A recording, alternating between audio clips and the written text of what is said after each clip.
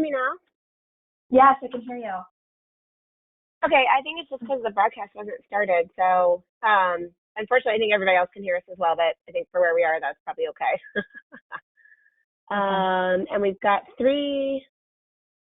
looks like three attendees right now, or one attendee. So we're still waiting. So Tony's on, but we're waiting for a couple other people to join. Okay. That was weird. I guess I just had to hit start. I don't know. That's so strange. So they cannot hear us right now, or they can? They can. Yeah. They should be able to. Tony, can you let us know if you can hear us? You're self-muted. Here, I'll unmute. Tony?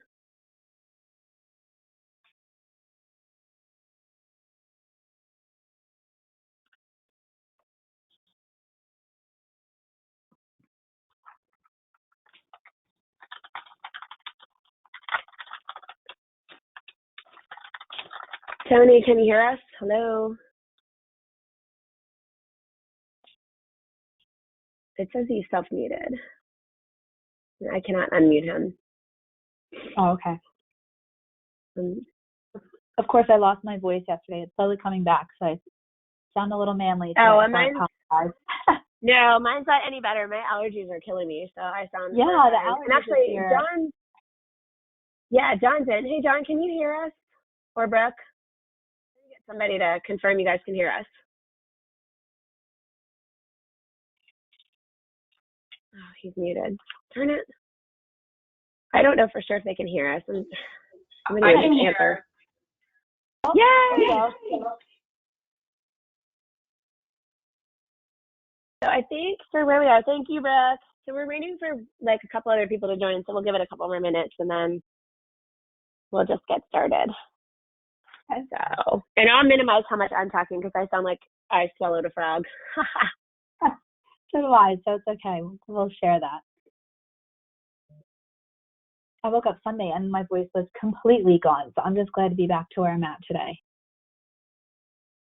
Yeah, no, my son plays travel ball, and we've had like outdoor practices, and then we were outside all this weekend in like 40-degree weather. So I just either I have a really bad cold or I have allergies or both. But yeah, I'm just a mess. And Tony confirmed he can hear us, so I think we're all good on the sound side. So we'll give it one more minute, guys. We're waiting for one more person to join, and then I say we just get started. Okay.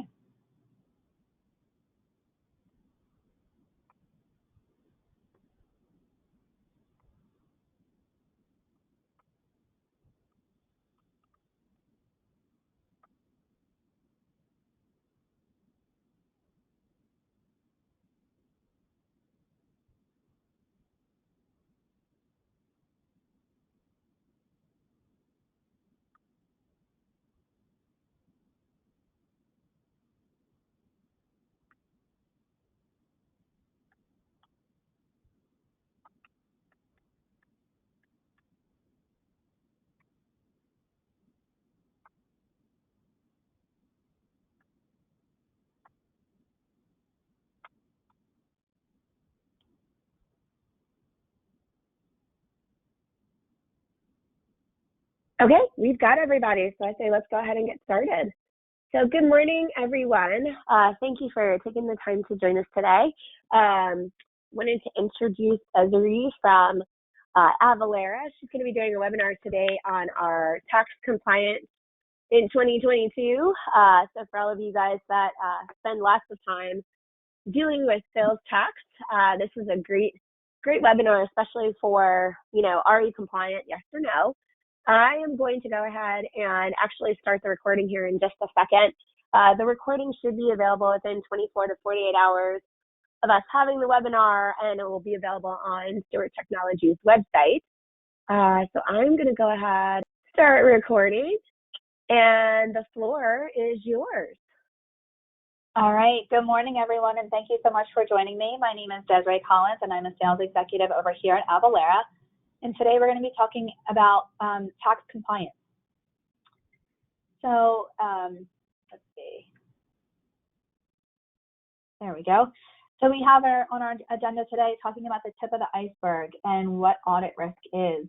Next, we'll look at some Nexus and talk about some tax research challenges that most people face.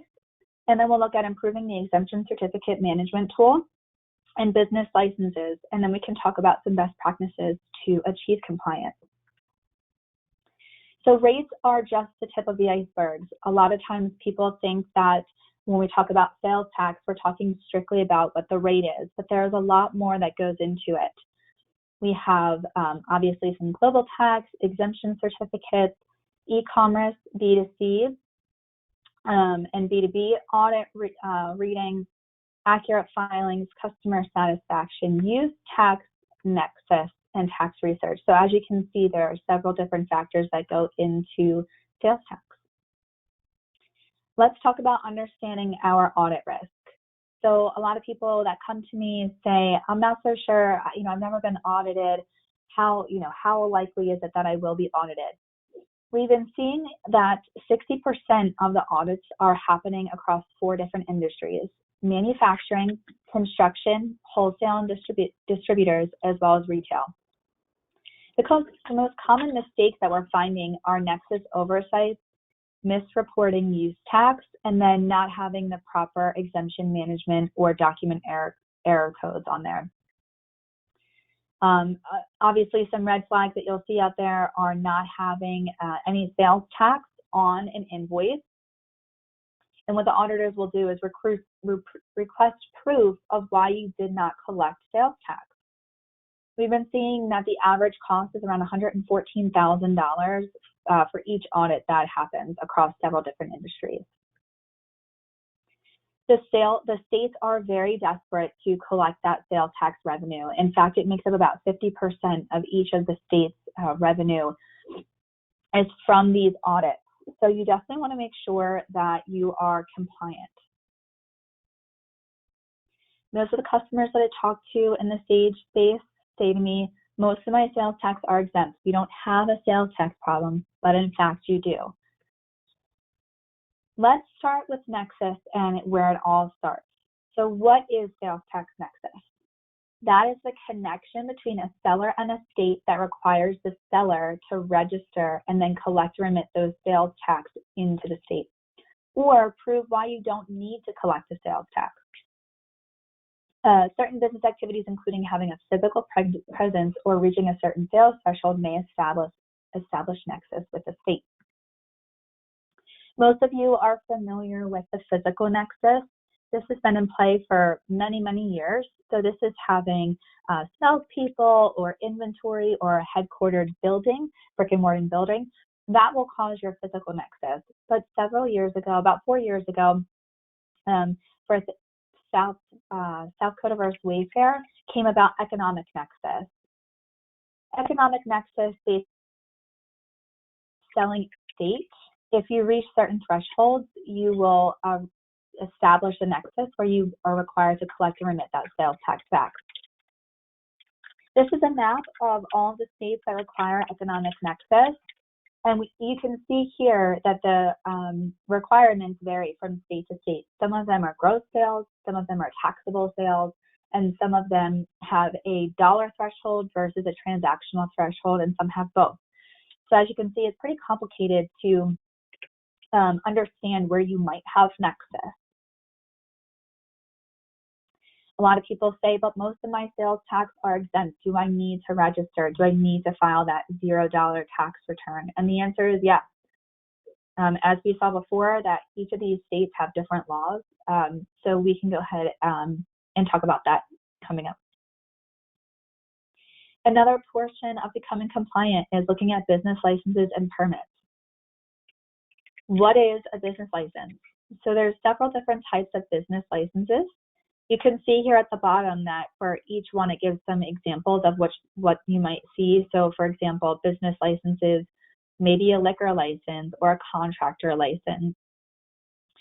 For permits, you might see alarm permits or building permits.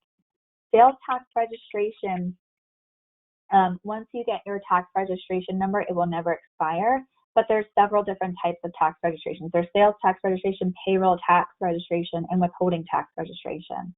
And then you have your professional licenses, such as plumber's licenses or nursing licenses, even bartending licenses. And some of you might be saying, why is it so difficult? What's so hard about that? So knowing which license to obtain can be challenging, and then knowing which authorities administer those licenses can also be a true challenge. It depends on which governing entity you need to talk to. So they could be administered on a county level or even at the municipality level. It's also difficult to know if a business has compliance everywhere. So if you have a footprint in multiple states, this becomes exceptionally challenging. And then keeping track of which licenses you have or which ones are becoming expired is definitely a problem that we see from multiple companies that we work with. We have a product that can actually help manage that going forward, so we'll get to that soon.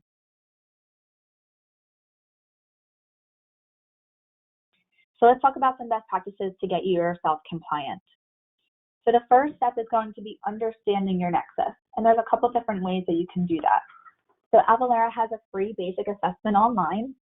If you go to our website, you can see it on there. It gives a high-level estimate of your tax obligations. This is not going to talk about any type of dollar obligation that you would owe back to the state. In order to understand what your true dollar obligations are back to the state, you would want to take what we call a full or a premium sales tax risk assessment. And this is an in-depth evaluation of where you have economic nexus and physical nexus. And then you work with the team to be able to understand, our tax directors to be able to understand the best way to go about registering into that state. Or you can work with a local sales and local tax authorities in your area to be able to understand your nexus.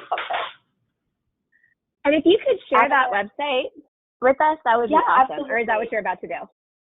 Yep. No, I wasn't going to share the website. I can share it at the end, though. I can absolutely send it out to you guys. Thank you. I think that'll be helpful for people.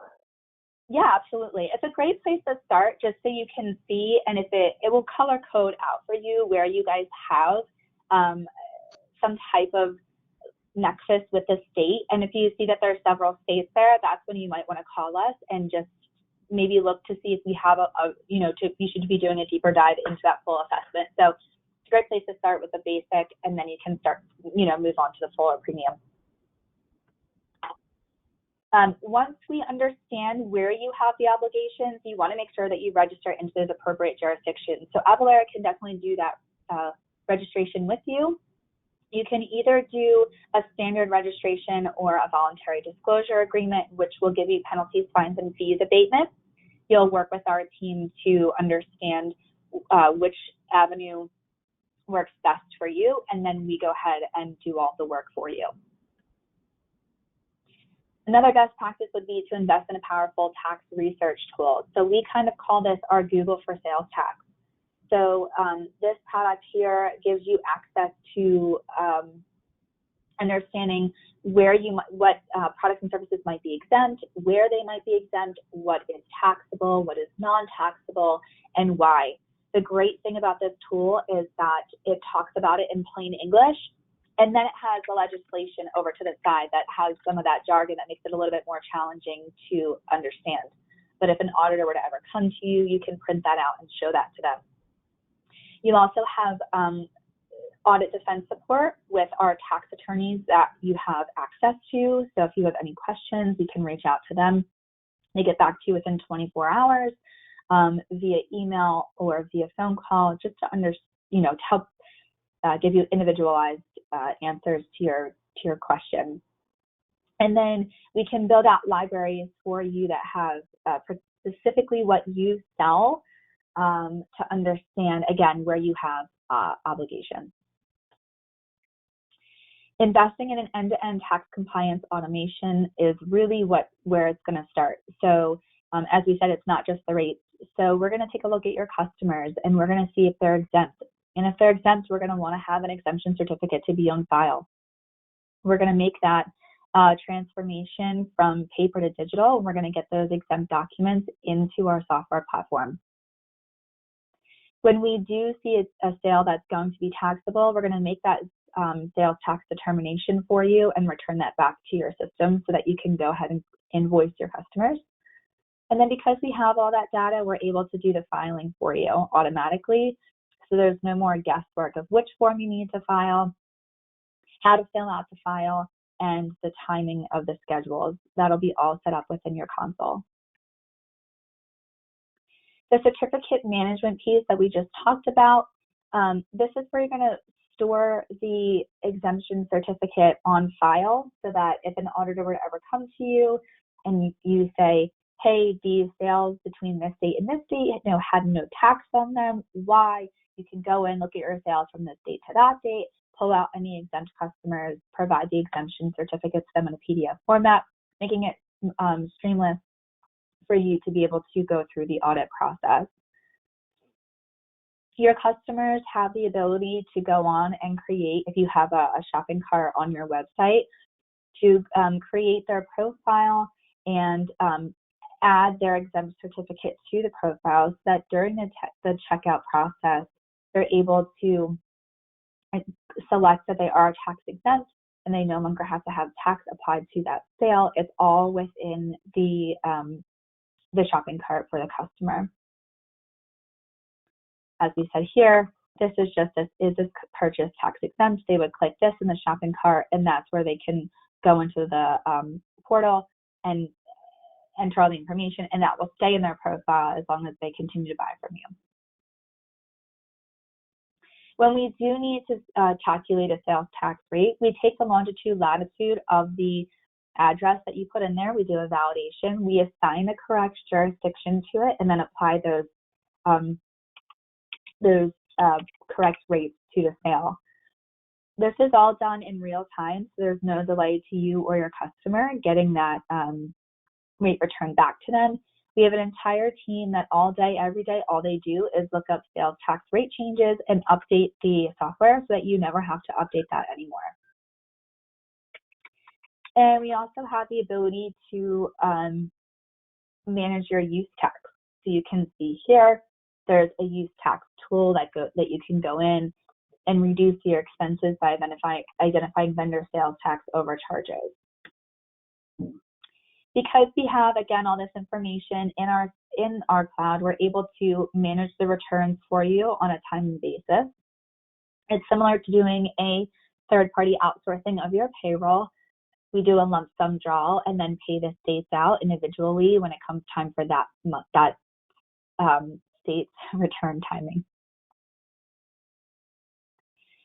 We talked about those business licenses and permits, and we have the ability to manage that within the software. You can see there's this has steps for you listed out exactly what you need to do. We can do the research for you to figure out which permit or license needs to be filed, and then we walk you through the process of that. So why automate your sales tax compliance management? The accuracy that we see when customers move from doing it by themselves over to ours is very high in becoming accurate. It's efficient, and it reduces the cost and time that your team is managing all of that information, and they can spend that time doing other things within the office. Customer satisfaction. Customers are happy. They're not being charged sales tax anymore if they don't need to be charged sales tax because they're an exempt customer. We have risk management. We want to make sure that you guys, if you guys go through an audit, that you guys are set up to succeed. And then obviously for business growth, you guys can concentrate on different avenues within the company. To summarize, manufacturers and distributors need to digitalize and automate the B2C and B2B sales process. So collection across all your channels. You want to make sure that you're doing the sales tax exemptions and making sure that it's done within the ERP or online. So depending upon, if you're doing a B2B or B2C, we have the ability to do that. We want to turn that paper into pixels. Gone are the days of your exemption certificate sitting in a binder, sitting in a credenza at the end of your office, never looked at again. We make sure that if those the exemption certificates become expired, we're going out, we're collecting new ones, and making sure that we're keeping you compliant. Removing the guesswork. No longer are you going to be guessing which forms need to be filled out, which returns, and how to do those returns. We automate that process for you so you no longer have to think about it. So here are some important questions that you guys will want to ask yourself. What percentage of your business or customer base is exempt? If you see a high percentage of that, obviously we want to start talking about the certificate management. What is the quality and what is your process of those exemption certificate, management tools now? Are you moving to a B2C model online? Is that going to open up Nexus for you because you're selling across different states?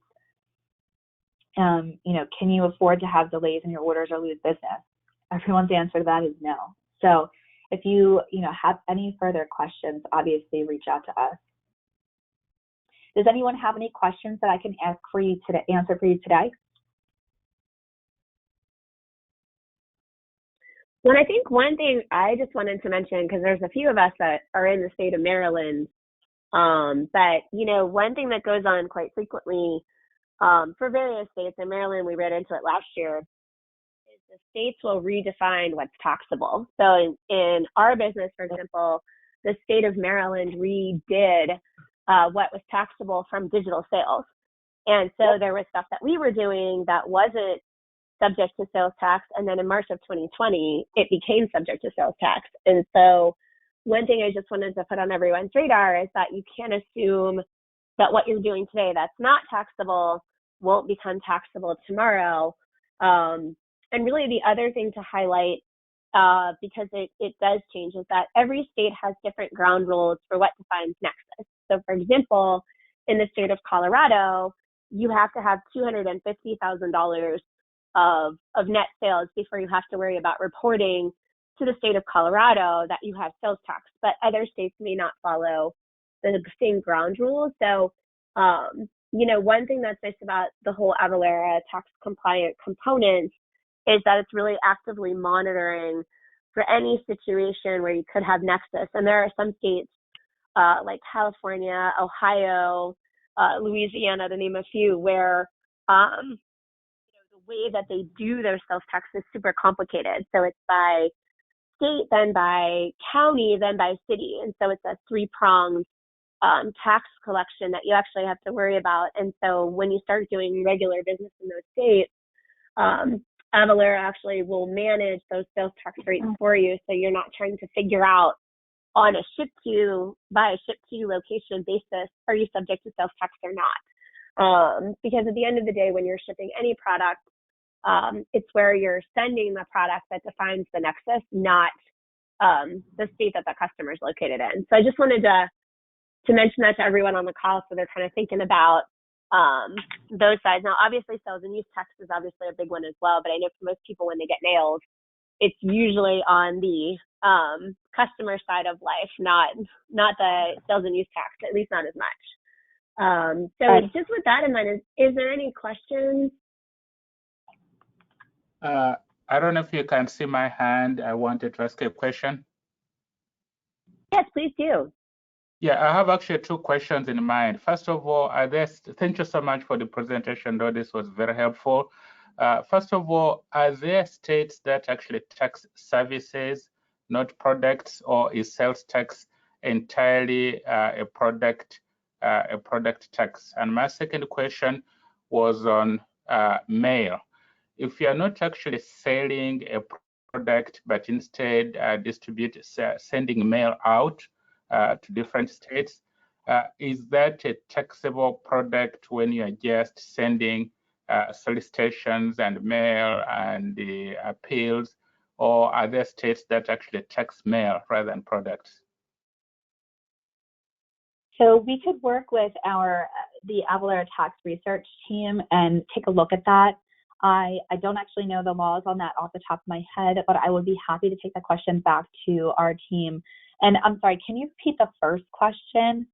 I was asking, first of all, if there are any states that actually tax services, that charge sales tax on services, or is it all? Absolutely. Yes. Yeah. There are many states that charge sales tax on services.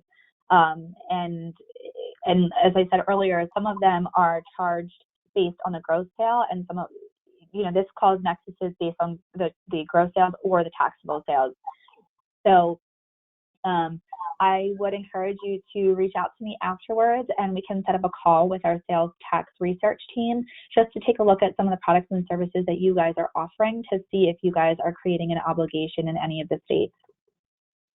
And John, I can do like a three-way call, not three-way call, but I can do like a three-way email after we get off of this. But to piggyback on the services, because I know I've run into this with my customers, sometimes the nature of the service can warrant the taxability. So for example, and this probably doesn't apply to you, but it's an example I've run into is in the state of Louisiana, if you do repair services, that is considered a taxable event. But if it's a service where you're manufacturing something and there's labor and time instilled in that, then that wouldn't be taxable. So in some states, the nature of the service and what you're doing actually warrants whether it's taxable. So in the state of Maryland, if I give training to a Maryland person and I don't record the training and I don't send them a webinar link afterwards, that event is non-taxable. But if I record the webinar or the link or whatever it is, and then provide that to my customer as part of that training engagement, then the minute I provide a digital product as part of that quote service, that triggers the taxability. So I just want to get on your radar that like the service alone, whether it's a service or not, depending on the state, may not warrant whether or not it's taxable. It might be the nature of the service you're performing. And unfortunately, depending on what state you're in, that actually can change. So that's always the fun part with all of this. No two states work or think alike on any of these categories, unfortunately. Thank you. Does that help answer questions? Yeah, that's very helpful. And you'll provide your contacts so we know how to get in touch with you. Yep. I will put all three of us in touch after this webinar. Okay, thank you.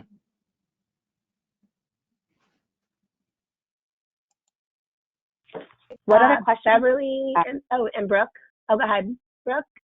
I have a question. How long of a project is it to implement Avalara? So the actual implementation of the software, it depends upon the ERP system that you have. What ERP system are you using? Sage 100. Everybody's on Sage 100 for this call. Okay, so we're all on common ground.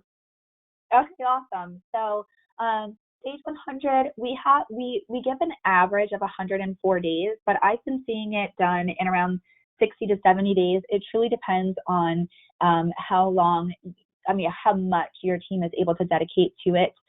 So you'll work with our professional services coordinators to have scheduled calls. You'll have a little bit of homework assignments in between those calls. As long as you're showing up for your calls and you're doing your homework assignments in between, like I said, we've been seeing it set up within 60 to 70 days.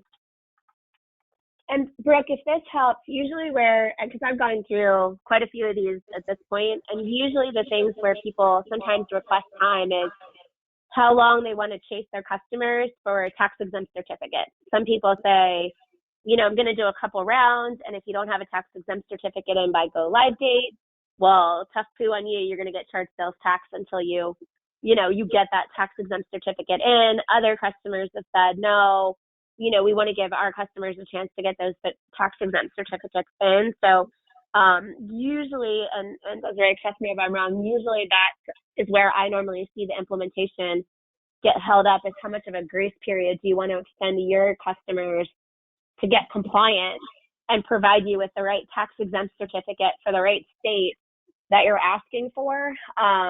That usually tends to either make things go pretty quickly or go a little bit slower, depending on how hard you want to drop the hammer when you're going live. Yeah, absolutely. Okay. All right, thank you. Okay, and it looks like Beverly has a question. Beverly, the floor is yours. And Beverly, make sure, there you go. I was just asking what the services that Avalara provides cost. The cost is based on each product, so all of our services are a la carte. So if you only wanted to, you don't have an exemption certificate need or just need to do sales tax rates, that will change the cost of it, and it's also tier driven. So it's based upon the number of invoices that you have and the number of exemption certificates and the number of returns that we'll manage for you. We see some clients, I just worked with a client last week where their total solution was around $10,000. And I have a very large customer that I'm working with right now who is, all in going to be around $100,000. So it truly depends upon the business size and the number of invoices. And I've seen implementations go for far smaller than that too, on the smaller side, Beverly. So I think, in order to really do a good job quoting you guys on what you're interested in, I would suggest, we set up a separate call and kind of work through where your concern points are, because some of the larger projects, the $10,000, the $100,000 ones, they have like the full, suite of Avalara products where you really are allowing Avalara to do absolutely everything for you, from chasing the customers for tax-exempt certificates to figuring out where you have Nexus to implementing the software. Some of the smaller scale implementations definitely don't run those same numbers. So it would really be helpful for us to understand, what your issues are, where your concern points are, so that we can come up with a quote that makes sense for your company.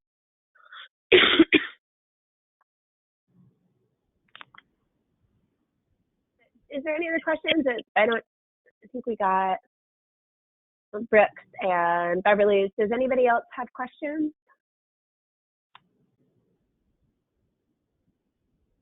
Okay, well, this is recorded, so I'll make sure to share this post us exiting out. It should be up on our website within the next couple of days, and then I will do some emailing out to you guys individually so that we can set up calls just to go through any specific concerns you guys have, and work together to get you a quote for what you might be interested in. So, Desiree, thank you so much for your time today. I truly appreciate it, and I will be sending out some emails as soon as we get off the phone. Yes, absolutely, and I will send you the website link to do the free risk assessment, so that if anyone's heat map is really blowing up, we can have a further discussion to talk about deeper dives into where you guys might have some obligations and what those dollar obligations may be. That is great. Thank you so much, and I look forward to talking to all of you soon. Thank you. Thank you so guys. much. Have a great day. All right. Bye-bye.